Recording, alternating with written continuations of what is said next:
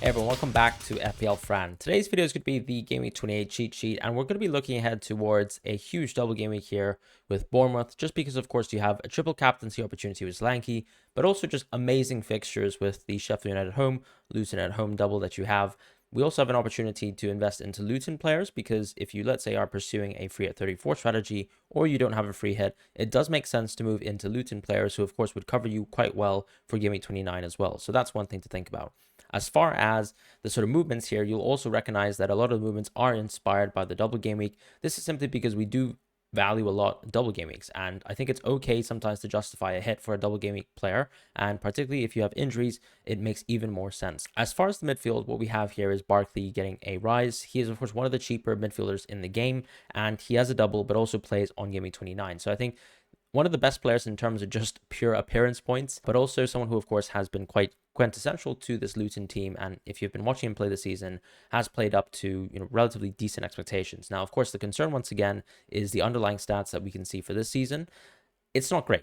But we also have to mention that this Luton team, you don't have crazy expectations over them. But once again, it's coming back to the point that at this sort of price point, given that he's on some set pieces, how interesting could someone like Barkley be? And I think he still is a very good pick, considering that at this sort of price point, you don't have this sort of access to the amount of fixtures over the next three, and he can plug in a perfect gap for some of our FPL teams. As far as the other players, you're looking at more sort of consistent picks that will actually last quite well. Within the Aston Villa sort of midfield camp with Douglas Luiz and Bailey, I think this is more so looking at the fact that these are players who we expect to play in Game Week 29 and are very valuable. Bailey, of course, is someone who's taken a lot of minutes from Diaby. Now, of course, Diaby did sort of save the game in the previous match versus Luton, but I don't think that's going to radically change Bailey's minutes. Bailey has played impeccably this season. He's gotten a lot of assists lately, and he has in general sort of built really good fitness that really suggests that he could stay within the team and actually continue to have really good minutes when he plays. And of course, our concern previously was the Bailey at the early stages of the season when he was only playing 60 minutes a game, 70 minutes a game, sometimes 45 or even 30. That was not the Bailey that you really want in FPL. But of course, when you look at the dramatic shift in terms of the minutes of Diaby and Bailey and look at the comparison there, Bailey, of course, has become recently a top pick for us within the cheat sheet. And I don't think that's changed. However, Douglas Luiz, we just have to keep mentioning is he's been ridiculous this season. His underlying stats have ticked a little bit higher when it comes to just pure open play. So never mind the fact that he's a penalty taker of the team, never mind the fact that he's also on some set pieces, his general open play numbers are actually quite good and they have promisingly improved. Part of that, of course, is just simply being a part of a stronger offense this season. I think Emery, of course, has worked to build that up, and Douglas Luiz is firmly a big part of that. So for me, he's nice in the sense that he's always going to be looked at as a safer pick, but I think we also have to just dramatically change our minds on FPL, right? Yes, of course, Bailey is the more eye-catching player. He is the more attacking player at times, but Douglas Luiz does everything you want when it comes to earning FPL points, and you just can't deny that from him. As far as Palmer, once again, it comes to the fact that, yes, of course, you have one blank game week on the horizon, but fixtures in the short term, and even after, for example, just right after the blank game week 30 versus Burnley at home, these are amazing. So if you're someone who actually recently sold Palmer, I still think it's a very good move to move back into Palmer, particularly, of course, if you're on a free at 29 strategy. And that's one thing that a lot of people need to sort of be cognizant of when we look at some of these players here who unfortunately blank on Game Week 29, but in general have really good fixture runs.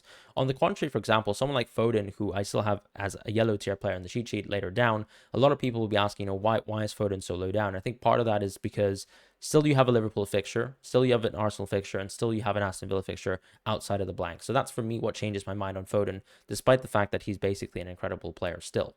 As far as Garnacho, for example, if we just go back to the sort of original price point of the budget mids, for me, he has to drop because I still think that, let's say, if we think about the pecking order of the team now, it might be the case that you can argue that Rashford is someone who's going to be getting more minutes consistently going forwards, depending on of course, his fitness, but Garnacho could also stand to lose more minutes if Rashford is higher up in the pecking order, because it means that other players, for example, could be called upon. Garnacho's minutes could slightly decrease from here on out. It really depends on, for example, Ten Hag. We have sort of seen him change his mind on players, and I don't think Garnacho's done anything poor lately, but of course it's just the sort of shift in expectations of certain players within the team and how that sort of has a knock-on impact in FPL. And I think that that's slowly going to maybe hurt Garnacho, even though actually from a Game Week 28 perspective, you should definitely be starting him. You should definitely be keeping him.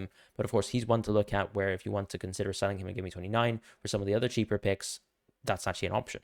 As far as Tavernier, I haven't really changed my expectations on him. My concern with him really is he is still quite a dull asset, right? When we talk about, for example, someone like Barkley, at least Barkley has that game week 29 fixture, which is Nottingham Forest at home. Yes, of course, Tavernier basically has it all, but I also think that his expected minutes aren't necessarily as high as we'd expect. I'm not expecting him, for example, to clock 90 minutes over the next 2 games. Yes, he was rested in the FA Cup, but I think there's also a chance that he gets rested within one of these 2 games, which would, of course, be extremely concerning. And so, given the fact that he's on set pieces, which is very nice, outside of that, you have to take into account that his underlying stats are pretty underwhelming compared to some of the peers in this price point. The only player who, for example, has similar underlying stats within this tier is Douglas Luiz and Ward-Prowse, and these are both penalty takers. So you kind of have to give an additional boost to players like Douglas Luiz and Ward-Prowse just because of that aspect. Whereas Tavernier, of course, is slightly more dominant with expected assists and doesn't have the access to penalties, unless, of course, Solanke is magically injured again. So with the next tier here, no changes to Gross and Gordon. Really, it's just a case of fixtures and giving 29, that blank coming in. But we're also seeing that Gross is playing reduced minutes. Part of that is because he's been absolutely run ragged. Now, they were knocked out of the FA Cup, and they are, however, involved in Europe. So the question mark with Gross, of course, is whether he gets to sustain the amount of minutes that he's playing in. And really, maybe if the priority is suddenly on Europe, then we kind of have to see that change in expectation for Gross's minutes and this Brighton team as well. Not to mention that the injuries are definitely affecting the overall ceiling of the team, because the injury sort of ceiling and the injury list is ridiculous. As far as Bowen and the next price point tier here, unfortunately, Richarlison had an injury, and it's been communicated to be 3 weeks by Ange Postecoglou, but we've also seen some conflicting reports from Richarlison himself, with the Brazilian media mentioning that he's actually going to be back in training soon. So we'll have to stay tuned to Richarlison and whatever he's cooking up there. Now, from a Spurs point of view, I don't think I can see Richarlison as a transfer in for Game Week 28, but certainly for Game Week 29, he could be someone that you could be looking at instead of Maddison. And of course, it just comes down to whether he's actually going to be fit and available to play. As far as Martinelli and Luis Diaz, we have unfortunately another asterisk on Martinelli because it seems like he had a contact injury in the Sheffield United fixture. But of course, he played incredibly. And I think there's going to be a point in time, maybe later in the season, where we can see Martinelli actually continue to build really good minutes for this Arsenal team. And it really depends. I think even Havertz, for example, deserves a shout. And we have to stay tuned to that. I think Havertz, of course, is someone who's very interesting. And that's why he's been added to the cheat sheet here. But we can also mention that, yes, of course, you can see this Arsenal team change quite a bit whenever, let's say, Jesus is fully fit, or if Trossard, for example, suddenly is able to take more minutes away from other players. And if Partey, for example, gets back into the team, how that has an impact on Havertz and his role. In theory, of course, it should mean that someone like Havertz is allowed to push up. But of course, if Jesus is back in the team, there are going to be some knock-on impacts to that, and we need to sort of manage that too. As far as, let's say, Maddison and Odegaard, no changes here. Even for Foden and Fernandes, I think with Fernandes, of course, you just have to say that this United team have been just extremely dismaying, and for whatever reason, he's not delivered any FPL points this season. Particularly when we talk about, let's say, the expected goal involvement per 90 of all the players within this price point here. I mean, look at a player like Gross, look at a player like Gordon, look at a player like Garnacho, even who's played reduced minutes, or even Maddison, Foden, for example. These are all players who have similar underlying stats to someone like Bruno Fernandes, but for whatever reason, he just has not delivered this season. And of course, you might take the point of view that he's just never going to deliver at this point in the season, but I also have to say that if he's consistently still posting these numbers, and he's still capable of holding FPL. And I'll hold that opinion until maybe next season. But I think it's fair to say that Fernandes, of course, is not a priority pick for anyone here. Of course, I'd rather go for Maddison or Odegaard at this point in time. But he's certainly not someone that I think would be a priority sell. Now, the question, of course, is going to be how erratic these Man United performances are going to be, and whether you prefer going for players from better teams or better performing teams. And I think sometimes it just makes more sense to do so. But I'm just reminded of, for example, the Bowen hat trick after, for example, multiple weeks of blanks. It is possible. As far as, let's say, the sort of premium price tier, we have risen Salah to the top. Part of this because I think there is going to be a radical shift with the sort of 1BM structure. Some people might be wildcarding into no Salah, no Haaland. Some people will be wildcarding into Salah, hoping that, of course, he's going to give you the most value when it comes to gaming 28 and onwards, specifically gaming 30 and 31, where he's going to be a better captaincy option than Haaland, just if we were just to be fair right off the bat. As far as Saka and Son, these are players that I still think, given the Richarlison injury, it actually does, in my opinion, reinforce how good Son is as a pick, particularly if he's playing centre forward with Saka. I think he was mentioned from Arteta to be ill this week, so we can give him a bit of a let go, but I mean, he still got 2 assists in 45 minutes. He's just a ridiculous pick, and this Arsenal team are ridiculous across the board. Yes, of course, I think there's even going to be more arguments for why we don't put Rice or Rodri in the cheat sheet, but the reality, of course, I think when it comes back to these teams is, do you still want to pick the best players within these teams? And if yes is the answer, then you probably still want to go one step further. Go for your Odegaards, your Sakas of the world, your Fodens of the world. As far as the forwards here, the biggest thing, of course, is just the impact of double game week 28. As you can see, Morris and Adebayo have risen. It seems like Adebayo is close to coming back, but of course, I've still put an asterisk on him. I think as soon as he comes back and if he's ready to play and he's been confirmed to play, then of course, this is perfect for Adebayo. I would actually consider moving to Adebayo, but Morris, of course, as I've always said, has the penalties. And right now, when you have safety and guarantee of minutes, I think Morris is the player to go for. Semenyo is an interesting one where I think this comes down to if you're on a free at 29 strategy and if you really want to sort of move your funds out of someone like Watkins for whatever reason, 1 week early, that can make sense. If you want to move out of Haaland, you want to save the funds for someone like Salah 1 week early, that could once again make sense again because Semenyo's going to deliver something this week, in my opinion. He's going to play good minutes. I think his minutes expectations have actually developed and built up. He's a very constant force now in the right wing. He's played incredibly well recently, and it is just basically an offerance of a structure change. Whereas with Morris and Adebayo, it's the same thing here, but of course it fits more so for the free at 34 people or the people without a free hit. Muniz is another option that I've actually added as well, but I still think that he's quite boring because I still think that he does what Semenyo and Morris do, but just worse, right? Less fixtures than Morris, worse fixtures in general when it comes to fixture quality compared to Semenyo, and that's pretty much it. And we also know that his position in the team could be threatened when, let's say, other players come back fit for this Fulham team, even though he's been performing excellently so far and has really good underlying stats. For Solanke, of course, he just becomes, the absolute cream of the crop, the captaincy for this game week, the dominant captaincy as well, I would say, for double game week 28. And he's a very interesting pick, ultimately. The concern with Solanke, I would say, is, whether you actually are thinking about him as a triple captaincy option if you still have the chip. Otherwise, there's nothing really to think about. I think he's going to be a very simple captaincy option this week, and he's probably not going to offer a lot of gains for a lot of people within the field.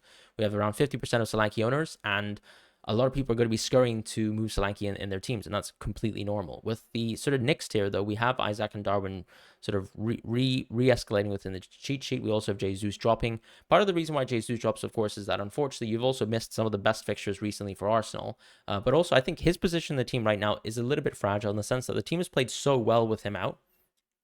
There is a genuine question as to how long it takes for him to build back that fitness and what sort of structures Arteta will sort of play with Jesus within the team. So that for me is a concern. And of course, the biggest thing with Jesus too is that he's not on penalties and he doesn't have the sort of same crazy underlying stats like someone like Darwin. And not to mention that they're both pretty unclinical. So whenever that's the case, I think you always tend to go with the player who's got better underlying stats so that you can hopefully, even if he was to underperform those, he would still do well, which is going to be the reality for Darwin's case. And with Isaac, he's actually probably one of the better picks if you're going for a free at 29 draft structure, because ultimately you're looking at a forward here who has a very high chance of gaming 34 doubles and could very well be one of the better picks within the FPL landscape, who's on penalties and could hopefully play out this fixture run without actually too many sort of sufferings with his expected minutes. The biggest concern with Isaac, as always, is going to be how injury prone he is and whether an injury is around the corner for him. With Tony, Watkins, and Haaland, I do think I have to change my mind on Tony slightly. I do think he's been rather dismaying recently, and I do think that he deserves a fall on the cheat sheet. And part of that, of course, is that even though he's one of the better options for Game Week 29, not everyone's going to be pursuing an option where you're going for Tony on Game Week 29. Instead, you're going for him for a free at 29. And if you're doing that, it might not make sense to necessarily go for Tony. And as you can see, when it comes to the expected goal involvement per 90, he is actually one of the worst forwards within the list. But of course, there has been a small sample size with Tony as well. In terms of defense, I haven't actually made many changes. The only change that I've made is actually to move Porro towards the top tier. And part of that is because I think when you look at some of the players who play in Game Week 29, like Reguilon, like, for example, a Fulham defender or even a West Ham defender, unfortunately, a lot of these teams just have a bad fixture in Game Week 29, like Fulham West Ham, or in Reguilon's case, just has a good fixture in Game Week 29, but it's very hard to sort of justify moving into Reguilon in Game Week 28. So for me, he's more of a Game Week 29 option that will easily move towards the green tier. Our priority should still be with someone like Zabarnyi, with someone like a Doughty, for example. Udogie is more so a case where he's just going to be really good over the next fixture run. And of course, Spurs have a really good fixture on Game Week 30. If you don't like Zabarnyi, I want to talk about that as well. I think you can definitely go for Smith, but you need to wait for news on Aaron's in terms of press conferences. And if you don't like, let's say, once again, Zabarnyi or Smith, you can go for the more sort of attacking option, which is going to be Kirkes, right? I think that with the injuries that have sort of happened so far, and of course, Lloyd Kelly coming back soon, there is going to be slight doubts because, of course, Dango Ouattara can also potentially play in Kirkes' spot. But I think that he's nailed down that starting position within the team. And he is one of those upside punts that I think you can consider, of course, if you're looking for an attacking Bournemouth defender. As far as other options here, with Bradley, I think I just wanted to mention, of course, that he just looks like an exceptional pick, as long as Trent, for example, has a bad injury. But it seems like Trent is actually pretty close to coming back on the horizon. Whereas on the other hand, you have someone like Kelleher, who's actually seemingly going to get more minutes than we expected from Alisson, due to Alisson's injury being quite long-standing, and Klopp even mentioning how bad it could be in terms of him missing the majority of the run-in. So because of that sort of template shift in FPL, I think the defense is right now in a holding pattern because the priority is on Gaming 28. And then after that, we'll also see how we move around from blank Gaming 29, where we probably don't have, as much of a preference for a Brentford defender, a West Ham defender, or even a Fulham defender. And we go back to, for example, the standard picks of, let's say, Spurs, City, Arsenal, even Chelsea potentially, etc., etc. So that's for me the landscape right now. Defenders, even Liverpool and City, of course, we want to talk about their defenders, but right now it is sort of irrelevant because that Gaming 28 fixture is so bad for them, and also Gaming 29 is a blank. As far as the goalkeepers, as I was talking about, for me, the rage of the week is just Kelleher, and how outrageous the value is that you get a Liverpool goalkeeper at 3.7. With Leno, I've also given him a rise. To be fair to him, of course, he is a player who plays in Gaming 29 at the end of the day, and he could, of course, double in Gaming 37. So I think that Leno is definitely a very interesting pick. I think that he is a little bit overpriced, same as Onana, to be fair, but they're also both goalkeepers who are good sort of action positive goalkeepers, right? Onana has had a lot of stinkers this season, but ironically, his advanced goalkeeping stats do suggest that he's a good shot stopper. And we have seen good shot stopping from Onana. And I think even though it's hard to sort of believe it because you've seen so many howlers, the reality is he's been a better shot stopper than quite a few keepers within the table, and actually probably within the better half of shot stoppers this season, despite how bad United have been. So if you actually look at, for example, United's expected goals conceded compared to their goals conceded, it actually makes sense that United have actually saved more goals than they really should have, which suggests that, first of all, either Onana's overperformed or the United defense overall has overperformed, or a mix of both. But ultimately, of course, Onana is a part of this defense. So that's a nice thing. As far as Martinez, it's an interesting thing here where I think he is a little bit overpriced for the sort of price point. I also think that we have definitely seen a drop off from this Aston Villa team with the defensive injuries, and it's hard to sort of justify spending that much money on someone like Martinez. So I think he does deserve a fall on that basis, and that's pretty much the only sort of cheat sheet movement here this week. Once again, this is the cheat sheet. Thank you guys so much for watching, and I hope you guys have a wonderful week ahead, and I'll see you guys in the next video.